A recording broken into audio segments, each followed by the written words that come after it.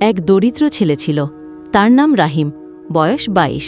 সে প্রতিদিন মাটি কাটার কাজ করত। একদিন কাজ করতে করতে হঠাৎ তার কোদালের আঘাতে একটি পুরনো হাঁড়ি বেরিয়ে আসে। হাঁড়িটি দেখতে অদ্ভুত ছিল। কৌতূহলে সে হাঁড়িটি ঘরে নিয়ে যায়। রাহিম হাঁড়ির মধ্যে একটা ১০০০ টাকার নোট রাখে। কিছুক্ষণ পর দেখে সেখানে ১০০টি ১০০০ টাকার নোট। চোখ কপালে উঠে যায় রাহিমের। সে বুঝতে পারে এটা একটা জাদুর হাঁড়ি।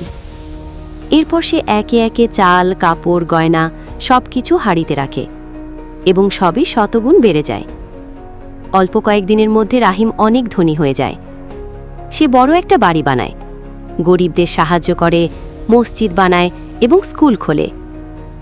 তার জীবন বদলে যায় শুধু এক জাদুর হাঁড়ির কারণে। কিন্তু সে কখনো অহংকারী হয় না। সে মনে রাখে সে একদিন গরিব ছিল। তার সততা আর দানশীলতা তাকে গ্রামের সবচেয়ে সম্মানিত মানুষে পরিণত করে।